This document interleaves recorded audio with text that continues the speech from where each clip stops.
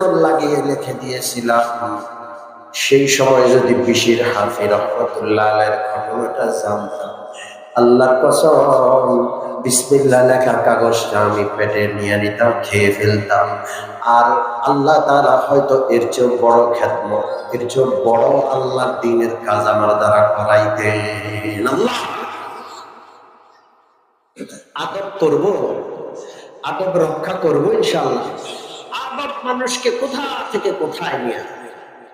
সম্মানিত মুসল্লিয়ানে কেরাম, আজকাল কিছু মানুষ আলেম উলামাদের, তোলাবাদের, তালেব ইলমদের, মাদ্রাসার এত দুর্নাম রটায়, বিশেষ করে তাবলীগের কাজটা দুই ভাগ হয়ে।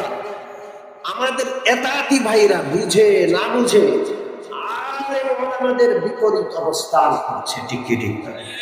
গাল মন্দ করছে, কওমি মাদ্রাসার বিরুদ্ধে উৎসাহ পাচ্ছে, ওলামায়ে কেরামের সংগঠন হেফাজতে ইসলামের ব্যাপারে কুৎসা রচনা করছে। সাবধান হওয়ার দরকার, ঠিক না? জোরে বলেন সাবধান হব তো ইনশাআল্লাহ। আল্লাহ আমার সেই ভাইদেরকে কবুল করে। হাফিজ হুজুর রাহমাতুল্লাহ আলাইহির মনে কোরআনের মহব্বত আর ভালোবাসার মাথা চালা দিয়া উঠে, তিনি টিকতে পারেন না।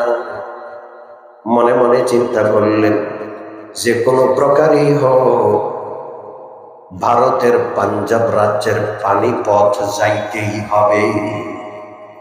মার কাছে একদিন শুয়ে শুয়ে মার কানে কানে বলে, মা আমি যদি হারায় যাই আপনি কি কাঁদবেন? মার কলিজার টুকরা মোহাম্মদুল্লাহ হাফিজি, মা তুই কোথায় যাবি, তুই হারাবি কেন? কই না, মনে করেন আমি যদি কোরআনের জন্য কোথাও চলে গেলাম। মা বললেন, কোথাও যাবি না, তোরে আল্লাহ কোরআন এমনি। বলে, মা সফর করা ছাড়া তো কোরআন আসবে না, ইলমের জন্য কি করতে হয়? জোরে বলেন, সফর করতে হয়।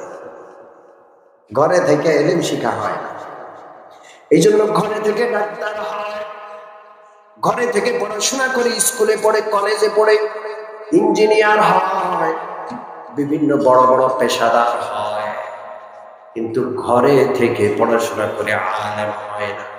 ইলমের জন্য হিজরত শর্ত, ইলমের জন্য সফর শর্ত, ঠিক না? সময় নাই, নাইলে এটার দলিল দিতাম।